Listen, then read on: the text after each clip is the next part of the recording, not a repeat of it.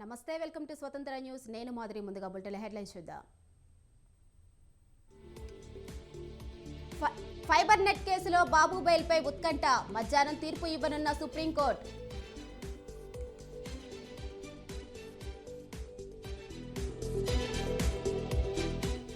ఎన్నికల దగ్గర పడుతున్న వేళ స్పీడ్ పెంచిన వైసీపీ. నేడు 6 పేర్లతో 4వ జాబితా ప్రకటించే ఛాన్స్.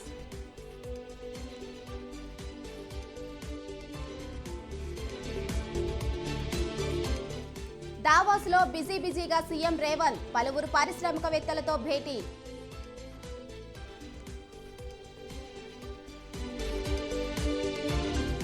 నిలకడగా తమ్మినేని ఆరోగ్యం. వెంటిలేటర్పై చికిత్స.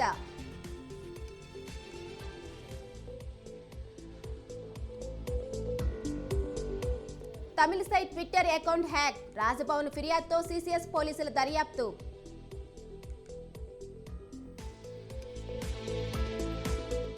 నేడు అయోధ్యలో గర్భగుడికి బాలరాముడు. రాములల్ల విగ్రహానికి నేత్రాలంకరణ చేయనున్న ప్రధాని మోదీ.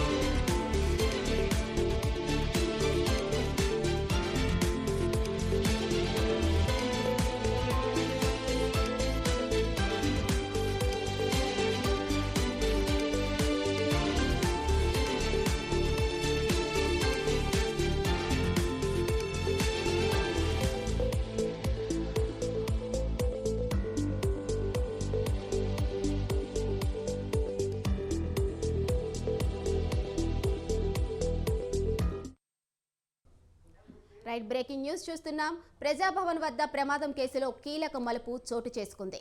కేసు ఎఫ్ఐఆర్లో మాజీ ఎమ్మెల్యే షకీల్ కొడుకు సోహెల్ పేరు చేర్చారు పోలీసులు. షకీల్ దుబాయ్ పారిపోయేందుకు 10 మంది సహాయం చేసినట్లు పోలీసులు గుర్తించారు. ఈ కేసులో 2 అదుపులోకి తీసుకోగా 3 పరారీలో ఉన్నట్లు పోలీసులు చెబుతున్నారు. దుబాయ్ నుంచి సోహెల్ను రప్పించేందుకు పోలీసులు ప్రయత్నాలు ముమ్మరం చేశారు. ఇప్పటికే లుకౌట్ నోటీసులు కూడా జారీ చేశారు.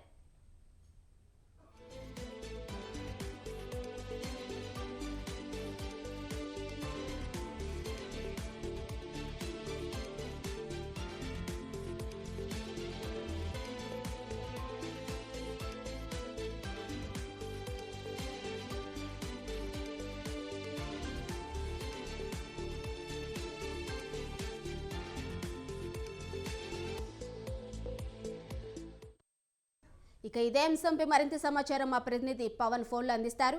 పవన్, ప్రజాభవన్ వద్ద ప్రమాదం కేసులో సోహెల్పై అప్డేట్ ఏంటి? ప్రజాభవన్ వద్ద మాజీ ఎమ్మెల్యే షకీల్ కొడుకు సోహెల్ కార్ యాక్సిడెంట్ చేసిన దాని తర్వాత తీవ్ర పరిణామాలు కూడా చోటు చేసుకున్నాయి. అయితే ఇందులో చూస్తే మాత్రం షకీల్ని తప్పించేందుకు కూడా, అంటే మాజీ ఎమ్మెల్యే షకీల్ కొడుకు సోహెల్ తప్పించేందుకు కూడా పూర్తిగా ఇందులో చాలా ప్రణాళికగా సంబంధించి పూర్తిగా తప్పించారని మాత్రము పోలీసుల విచారణలో వెళ్ళలోకి వచ్చింది. అయితే ఈ నేపథ్యంలో చూస్తే పోలీసులకు సంబంధించి ఇన్స్పెక్టర్ని కూడా సస్పెండ్ చేశారు. అంతేకాకుండా ఇందులో ఇంకా ఎవరెవరు ఇన్వాల్వ్మెంట్ ఉంది, షకీల్ పేరు సంబంధించి పూర్తిగా ఆ యొక్క సోహెల్ దుబాయ్కి వెళ్లేందుకు కూడా 10 మంది సహాయంతో దుబాయ్కి పంపించారు. అయితే ఇప్పటికే పోలీసులు లుకౌట్ నోటీసు కూడా జారీ చేశారు. దుబాయ్ నుంచి ఇక్కడికి రప్పించేందుకు కూడా పోలీసులు ప్రయత్నాలు కూడా చేస్తున్నారు. అయితే ముఖ్యంగా చూస్తే ఓవరాల్గా ఇది కేసుకు సంబంధించి చూస్తే మాత్రము మాజీ ఎమ్మెల్యే షకీల్ పేరును కూడా ఎఫ్ఐఆర్లో చేర్చారు. ఎందుకంటే ఈ కేసును తప్పుదో పట్టించే పూర్తిగా దీనికి సంబంధించి షకీల్ చేశాడు. కేసును తప్పుదో పట్టించేది కూడా ప్రయత్నించాడు. అంతేకాకుండా కొడుకును యొక్క కేసులో ఉండంగానే, అంటే యాక్సిడెంట్ చేసిన దాని తర్వాత పోలీస్ స్టేషన్ నుంచి బయటకు తీసుకొచ్చి దుబాయ్కి పంపించాడు. అంతేకాకుండా దీనికి పూర్తిగా సహకరించారు ఇన్స్పెక్టర్ అని మాత్రము పూర్తిగా పోలీసులో విచారణ తేటతెల్లమైంది. అంతేకాకుండా సీసీ కెమెరా ఫుటేజ్లో కూడా డీసీపీ విజయ్ కుమార్ స్వయంగా పూర్తిగా కేసును పర్యవేక్షిస్తున్నారు. అయితే ఇందులో ఒక ఎస్ఐ కూడా మెమో కూడా జారీ చేశారు. సస్పెండ్ కూడా చేసిన పరిస్థితి కూడా గమనిస్తున్నాము. మొత్తానికి ఈ కేసుకు సంబంధించి చూస్తే మాజీ ఎమ్మెల్యే షకీల్ పేరును కూడా ఎఫ్ఐఆర్లో చేర్చారు. చేర్చిన దాని తర్వాత ఇన్వెస్టిగేషన్ ఎలా ఉంటుంది, అయితే లీగల్ ఒపీనియన్ కూడా తీసుకుంటారు. షకీల్ని అరెస్ట్ చేయవచ్చా, లేకపోతే దీనికి సంబంధించి 41 అతనికి సిఆర్పిసి నోటీసులు ఇవ్వచ్చు అనేది మాత్రం పూర్తిగా పోలీసులు యొక్క లీగల్ ఒపీనియన్ తీసుకున్న దాని తర్వాత దీనికి సంబంధించి పూర్తిగా ఒక అంచనా కూడా వచ్చే అవకాశం కూడా కనిపిస్తుంది. అయితే తాజాగా ఈ యొక్క షకీల్ పేరు కూడా చేర్చారు. అయితే ఈ కేసుకు సంబంధించి మొత్తం కూడా ముగ్గురిని అరెస్ట్ చేశారు. మరో ఇద్దరు పరారులో ఉన్నట్లుగా తెలుస్తుంది. ఈ యొక్క పరారులో ఉన్న వారిని కూడా పట్టుకునేందుకు కూడా పోలీసులు తీవ్ర ప్రయత్నాలు కూడా చేస్తున్నారు. మొత్తానికి ఒక ప్రత్యేకంగా టీంని కూడా ఫామ్ చేశారు. పోలీసులు టీంని ఫామ్ చేసి ఈ యొక్క వీరి యొక్క కారుకు సంబంధించి అంటే ఎక్కడి నుంచి ఎక్కడికి వచ్చారు, దాని తర్వాత ప్రజాభవన్ వద్ద ఈ యొక్క భారీ గేట్లకు సంబంధించి ట్రాఫిక్ సంబంధించి ఢీ కొట్టిన దాని తర్వాత వీరిని కానిస్టేబుల్ నేరుగా పోయి పిఎస్ కూడా తరలించారు. దాని తర్వాత అక్కడ కేసుకు సంబంధించి పూర్తిగా తారుమారు చేశారని మాత్రం ప్రధానంగా పోలీస్ స్టేషన్లో ఉన్న సీసీ ఫుటేజ్ను కూడా పోలీసులు పర్యవేక్షించిన దాని తర్వాత ఈ కేసుకు సంబంధించి ఒక ఇన్స్పెక్టర్ను సస్పెండ్ చేశారు. ఇందులో డబ్బులు కూడా చేతులు మారాయని చెప్పి కూడా పోలీసుల విచారణ కూడా తేలింది. కాబట్టి దీనికి సంబంధించి ఇన్స్పెక్టర్ దుర్గాప్రసాద్ను సస్పెండ్ చేసిన దాని తర్వాత షకీల్ పేరును అంటే మాజీ ఎమ్మెల్యే షకీల్ పేరును కూడా ఇందులో ఎఫ్ఐఆర్లో చేర్చారు. అయితే సోహెల్ మాత్రము ఇప్పటికీ దుబాయ్లో ఉన్నారు. లుకౌట్ నోటీసులు కూడా జారీ చేశారు. ఇక్కడికి రప్పించేందుకు కూడా పోలీసులు తీవ్రంగా ప్రయత్నాలు కూడా చేస్తున్నారు. ఎందుకంటే ఈ కేసును చాలా పకడ్బందీగా ఇప్పటికే పోలీసులు ఇన్వెస్టిగేషన్ కూడా చేస్తున్నారు. ఎందుకంటే ఒకసారి కేసు తప్పుదోవ పట్టింది, కానీ ఈసారి మాత్రం ఇన్వెస్టిగేషన్లో ఎక్కడ కూడా తప్పుదోవ పట్టేందుకు కూడా వీలు లేకుండా స్వయంగా డీసీపీ విజయ్ కుమార్ ఈ కేసుకు సంబంధించి ఎప్పటికప్పుడు పర్యవేక్షిస్తున్న పరిస్థితి కూడా చూస్తున్నాము. సోహెల్ని కూడా ఇక్కడ రప్పించేందుకు కూడా పోలీసులు కొంత లీగల్కి సంబంధించి కూడా వారి సహాయం కూడా తీసుకుంటున్నారు. ఇప్పటికే లుకౌట్ నోటీసులు జారీ చేసిన నేపథ్యంలో అతను ఏ ఎయిర్పోర్ట్ పోయినా కూడా పోలీసులు అతన్ని పట్టుకునే అవకాశం కూడా ఉంటుంది. కాబట్టి దీనికి సంబంధించి ఏ విధంగా సోహెల్ని ఇక్కడికి రప్పించే విధంగా పోలీసులు ప్రయత్నాలు చేస్తున్నారు. దానికి సంబంధించి కూడా లీగల్ ఒపీనియన్ కూడా తీసుకుంటున్నారు. పవన్, గతంలో కూడా సోహెల్ షకీల్ పై ఏమైనా కేసులు నమోదైనట్లు తెలుస్తుందా? అయితే గతంలో కూడా జూబ్లీ హిల్స్ రోడ్ నంబర్ 36లో కూడా ఒక కారు చాలా ర్యాష్గా డ్రైవింగ్ చేశారు. డ్రైవింగ్ చేసిన దాని తర్వాత ఒక మహిళను కూడా ఢీకొట్టడంతో ఆమెకు తీవ్ర గాయాలు కూడా అయ్యాయి. దాని తర్వాత షకీల్ ఆ కేసు నుంచి కూడా బయటికి తప్పించారని మాత్రం ప్రధానంగా ఆరోపణలు కూడా వినిపించాయి. అయితే ఇందులో మాత్రం షకీలే డ్రైవింగ్ చేశారు. కానీ డ్రైవింగ్ చేసిన కేసు తర్వాత మాత్రం వేరొక వ్యక్తిని పెట్టి షకీల్ వెనుక సీట్లో కూర్చున్నారని మాత్రము ప్రధానంగా ఈ యొక్క పూర్తిగా దీనికి సంబంధించి ఒక ప్లాన్ ప్రకారమే షకీల్ కొడుకు అంటే ఎమ్మెల్యే, అప్పుడు ప్రజెంట్ ఎమ్మెల్యేగా ఉన్నారు షకీల్, అతని కొడుకు సోహెల్ మాత్రము ఈ కేసు నుంచి తప్పించారని మాత్రం ప్రధానంగా ఇందులో ఆరోపణలు కూడా వినిపించాయి. అయితే ఆ కేసుకు సంబంధించి కూడా పోలీసులు ఇప్పుడు కూడా ఇన్వెస్టిగేషన్ చేస్తున్నారు. పంజగుట్ట పోలీసులు యొక్క సోహెల్ పైన ఎక్కడెక్కడ కేసులు ఉన్నాయి వాటన్నిటిని కూడా తవ్వుతున్నారు. అంటే ఇప్పటికే జూబ్లీస్ రోడ్ నెంబర్ 36 సంబంధించి యాక్సిడెంట్ కేసు కావచ్చు, పంజగుట్ట కావచ్చు, ఇంకా ఇతర కేసుకు సంబంధించి పూర్తిగా వాటిని కూడా పోలీసులు ఇన్వెస్టిగేషన్ కూడా చేస్తున్నారు. Right, thank you Pawan.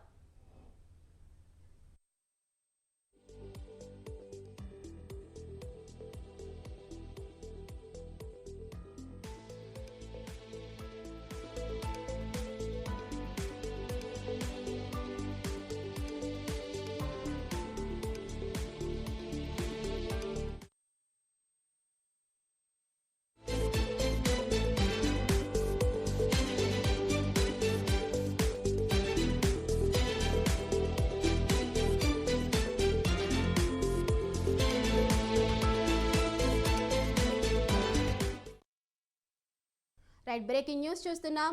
లిఫ్ట్లో ఇరుక్కొని ఓ సెక్యూరిటీ గార్డ్ నరకయాతన అనుభవించాడు. ఈ ఘటన నిజామాబాద్ పట్టణంలోని కోటగల్లీలో జరిగింది. లావణ్య అక్రేట్ షాపింగ్ కాంప్లెక్స్ లిఫ్ట్లో సెక్యూరిటీ గార్డ్ ఇరుక్కుపోయి 2 కాళ్లు బయట, శరీరం లోపల చిక్కుకొని గంటకు పైగా నరకయాతన అనుభవించాడు.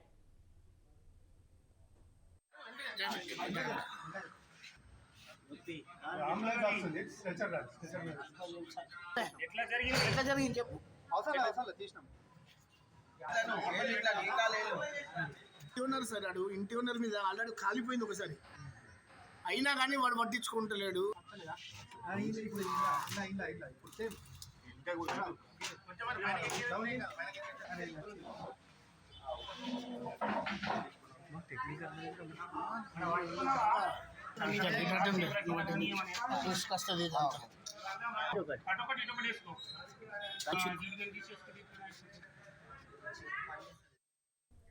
ఇక ఘటనా స్థలికి చేరుకున్న రెస్క్యూ టీం శ్రమించి చివరికి అతన్ని బయటకు తీశారు. ఈ ప్రమాదంలో సెక్యూరిటీ గార్డ్ మహేందర్ గౌడ్ కాళ్ళు చేతులకు తీవ్ర గాయాలయ్యాయి. దాదాపు గంట సేపు లిఫ్ట్లోనే కాళ్ళు బయట, శరీరం లోపల ఉండి ఊపిరాడక నరకయాతన అనుభవించాడు. ఉన్నారు సార్, అడు ఇంటి ఓనర్ మీద ఆల్రెడీ కాలిపోయింది ఒకసారి, అయినా కానీ వాడు పట్టించుకుంటలేడు.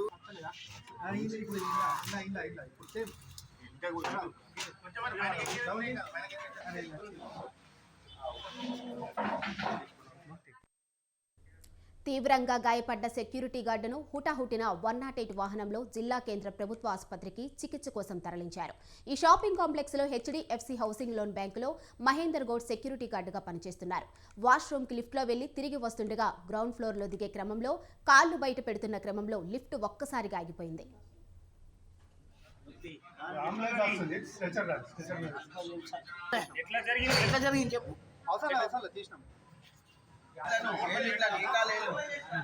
ఇంటి సార్ ఆడు ఇంటి ఓనర్ మీద ఆల్రెడీ కాలిపోయింది ఒకసారి, అయినా కానీ వాడు పట్టించుకుంటలేడు.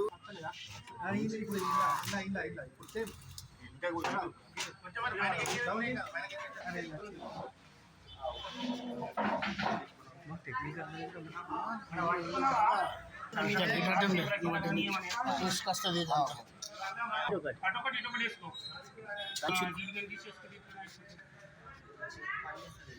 ఎందుకో అన్న ఎందుకు ఇలా పడ్డా వచ్చింది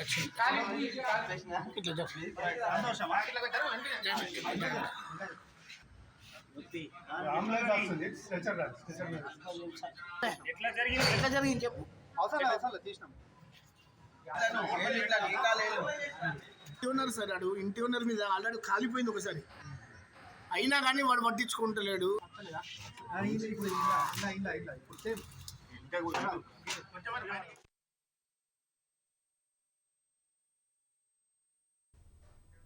వచ్చే లోక్సభ ఎన్నికలకు సన్నాహకంగా బీఆర్ఎస్ మలి విడత సమీక్ష సమావేశాలు ప్రారంభమయ్యాయి. తెలంగాణ భవన్లో పార్టీ కార్యనిర్వాహక అధ్యక్షుడు కేటీఆర్ నేతృత్వంలో ఈ సమావేశాలు జరుగుతున్నాయి. ఇందులో party secretary general K Keshavarao, మాజీ స్పీకర్ మధుసూదనాచారి, మాజీ మంత్రులు హరీష్ రావు, కడియం శ్రీహరి, పోచారం శ్రీనివాసరెడ్డి, జగదీష్ రెడ్డి, ప్రశాంత్ రెడ్డి, నిరంజన్ రెడ్డి తదితర ముఖ్య నాయకులు పాల్గొంటున్నారు.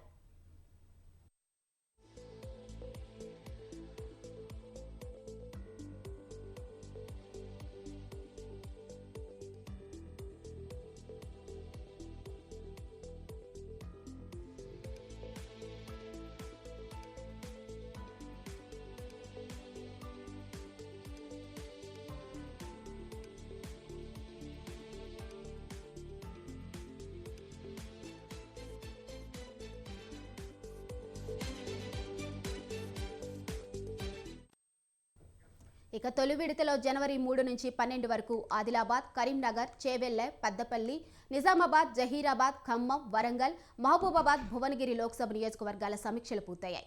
సంక్రాంతి నేపథ్యంలో 4 రోజులు విరామం ఇచ్చారు. ఇవాళ నాగర్ కర్నూల్, రేపు మహబూబ్ నగర్, ఈ నెల 19న మెదక్, 20న మల్కాజ్గిరి, 21న సికింద్రాబాద్, హైదరాబాద్, 22న నల్గొండ లోక్సభ నియోజకవర్గాల సమీక్షలు జరగనున్నాయి.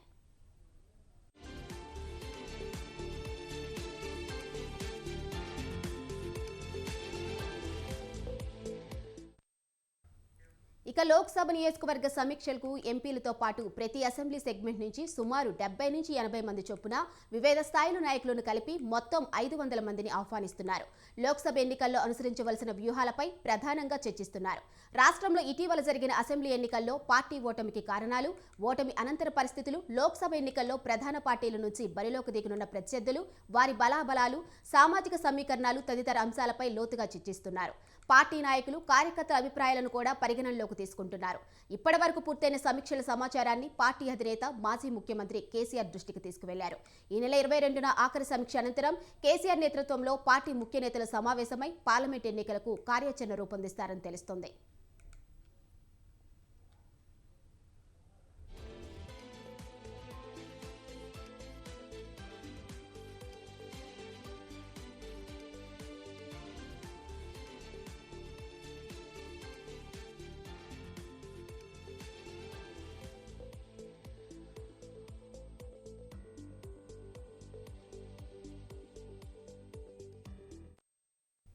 ఇక ఇదే అంశంపై మరింత సమాచారం మా ప్రతినిధి సవీన్ ఫోన్లో అందిస్తారు. సవీన్, బీఆర్ఎస్ పార్టీకి సంబంధించి పార్లమెంట్ సమీక్ష సమావేశాలు వరుసగా జరుగుతున్నాయి. సంక్రాంతి విరామం 3 రోజుల తర్వాత ఈ రోజు మళ్ళీ నాగర్ కర్నూలు పార్లమెంట్ కు సంబంధించినటువంటి సమీక్ష జరగబోతోంది. దీనికి సంబంధించి నాగర్ కర్నూలు పార్లమెంట్ నియోజకవర్గ పరిధిలో ఉన్నటువంటి 7 అసెంబ్లీ నియోజకవర్గాలకు సంబంధించి బీఆర్ఎస్ పార్టీ ఎమ్మెల్యేలు, మాజీ ఎమ్మెల్యేలు, కీలక నేతలు అంటే ప్రతి అసెంబ్లీ నియోజకవర్గానికి 75 మంది కీలక నేతలను పార్లమెంట్ సమీక్ష సమావేశానికి ఆహ్వానిస్తున్నారు. ముఖ్యంగా ఇటీవల జరిగిన అసెంబ్లీ ఎన్నికల్లో నాగర్ కర్నూలు పార్లమెంట్ నియోజకవర్గంలో అలంపూర్, గద్వాల 2 అసెంబ్లీ నియోజకవర్గాల్లో మాత్రమే బీఆర్ఎస్ విజయం సాధించింది. మిగిలిన 5 అసెంబ్లీ నియోజకవర్గాల్లో కాంగ్రెస్ పార్టీ అభ్యర్థులు విజయం సాధించారు. ఇక నాగర్ కర్నూలు పార్లమెంట్ ఎంపీగా ప్రస్తుతం బీఆర్ఎస్ పార్టీకి సంబంధించి పోతుగంటి రాములు సిట్టింగ్ ఎంపీగా కొనసాగుతున్నారు. వచ్చే పార్లమెంట్ ఎన్నికల్లో పోతుగంటి రాములు ఇప్పటికే వయసు పైబడడంతో వచ్చే పార్లమెంట్ ఎన్నికల్లో పోటీ చేయడం దాదాపుగా కష్టమైన అభిప్రాయాలు బీఆర్ఎస్ పార్టీలో వినపడుతున్నాయి.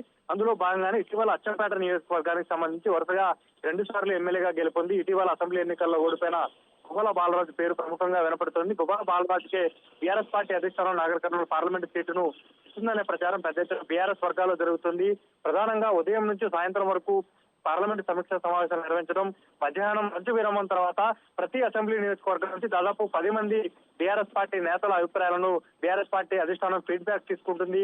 కార్యకర్తలు తమ అభిప్రాయాలను ఏ విధంగా వ్యక్తపరుస్తున్నారు, ముఖ్యంగా ఈ అసెంబ్లీ ఎన్నికల్లో బీఆర్ఎస్ పార్టీ ఓటమి గల కారణాలను కార్యకర్తలను అడిగి తెలుసుకుని వాటి ఆధారంగా బీఆర్ఎస్ పార్టీ పనితీరు ఉంటుంది, పార్టీ నిర్మాణం ఉంటుందంటూ కార్యకర్తలకు దిశానిర్దేశం భరోసా ఇస్తున్న పరిస్థితి మనకు కనపడుతుంది. ముఖ్యంగా అసెంబ్లీ ఎన్నికల్లో ఓటమి తర్వాత పార్లమెంట్ ఎన్నికలు దగ్గరగా ఉండటం, పార్టీ కార్యకర్తలు క్షేత్రస్థాయి నుంచి చేజారిపోకుండా ఉండటం ప్రధాన లక్ష్యంగా బీఆర్ఎస్ పార్టీ పార్లమెంట్ నియోజకవర్గాల సమీక్ష సమావేశం జరుగుతుంది. ఈ రోజు 11వ పార్లమెంట్ నియోజకవర్గంగా నాగర్ కర్నూలు పార్లమెంట్ నియోజకవర్గ సమీక్ష సమావేశం జరుగుతోంది. ముఖ్యంగా ఈ సమావేశానికి BRS party working president KTR తో సహా హరీష్ రావు ఇతర కీలక నేతలు హాజరయ్యి పార్టీ కార్యకర్తలకు దిశానిర్దేశం చేస్తున్న పరిస్థితి నెలకొంది. Right, thank you సవి.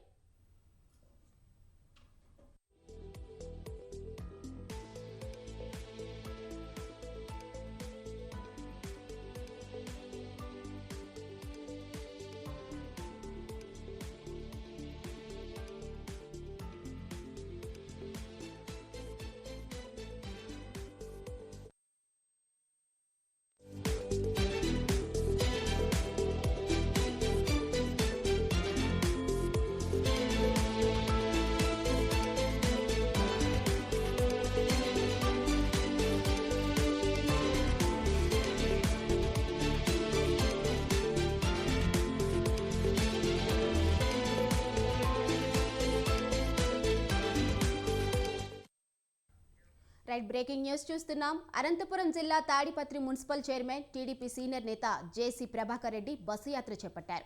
తాడిపత్రి నియోజకవర్గంలో ఆయన బస్సు యాత్ర చేస్తున్నారు. యువ చైతన్య రథం పేరుతో 12 రోజుల పాటు ఈ యాత్ర సాగనుంది. పెద్దవడుగూరు మండలం నుంచి ప్రారంభమైన ఈ యాత్ర ప్రతిరోజు 4 గ్రామాల్లో జరగనుంది.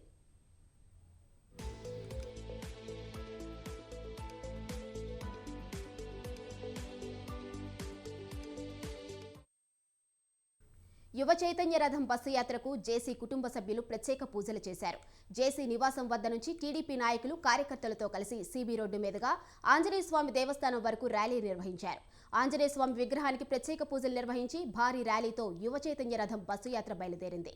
ఇవాళ మిడితూరు నుంచి కొండూరు గ్రామం వరకు బస్సు యాత్ర కొనసాగుతుంది. యాత్రలో ప్రజా సమస్యలను తెలుసుకొని అధికార పార్టీ వైఫల్యాన్ని ప్రజలకు తెలిసే విధంగా యాత్ర చేపట్టారు JC Prabhakar Reddy.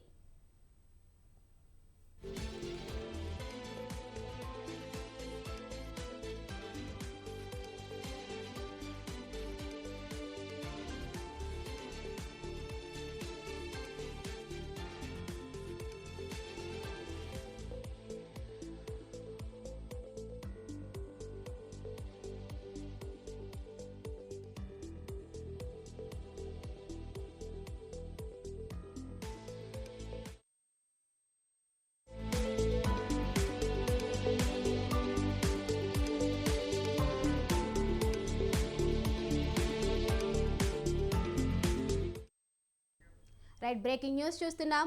Fibre net కేసులో ముందస్తు బెయిల్ కోసం టీడీపీ అధినేత చంద్రబాబు దాఖలు చేసిన పిటిషన్పై ఇవాళ సుప్రీంకోర్టులో విచారణ జరగనుంది. మధ్యాహ్నం 3 గంటలకు జస్టిస్ అనిరుద్ బోస్, జస్టిస్ బేలాయం త్రివేది ధర్మాసనం ముందు ఈ కేసు విచారణకు రానుంది. అందులోని అంశాలు 17A సెక్షన్తో ముడిపడి ఉన్నందున ధర్మాసనం గతంలో ఈ కేసును వాయిదా వేసింది. అప్పటి వరకు చంద్రబాబుపై తదుపరి చర్యలు తీసుకోవద్దంటూ మౌఖిక ఆదేశాలు జారీ చేసింది. అయితే మంగళవారం సెక్షన్ 17A పై ధర్మాసనం భిన్న తీర్పులు వెలువరించిన నేపథ్యంలో ఫైబర్ నెట్ కేసులో ముందస్తు బెయిల్పై ఎలాంటి ఉత్తర్వులు వస్తాయన్న అంశంపై ఆసక్తి నెలకొంది.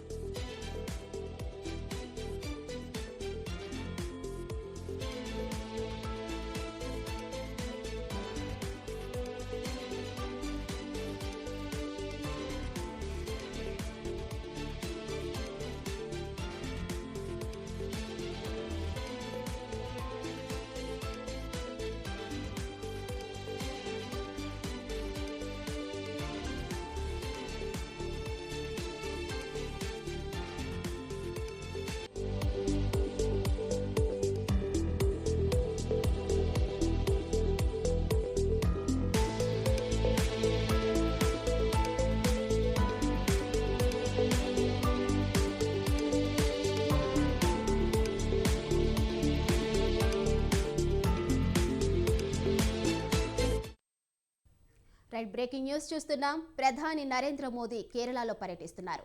నటుడు నేత సురేష్ గోపి కూతురు వివాహానికి మోదీ హాజరయ్యారు. వధూవరులను ఆశీర్వదించారు. వివాహ వేడుకకు ముమ్ముట్టి, మోహన్ లాల్, ఇతర నటీనటులు హాజరయ్యారు. వధూవరులను ఆశీర్వదించారు.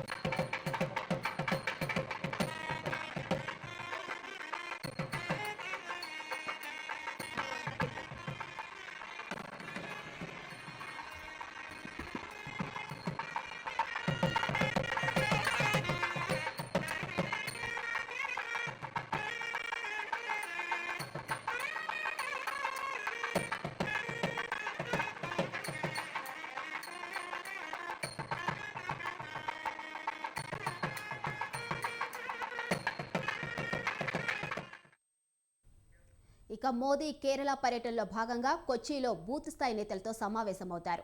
రానున్న లోక్సభ ఎన్నికలపై దృష్టి పెట్టిన మోదీ రాష్ట్రాల్లో పర్యటిస్తున్నారు.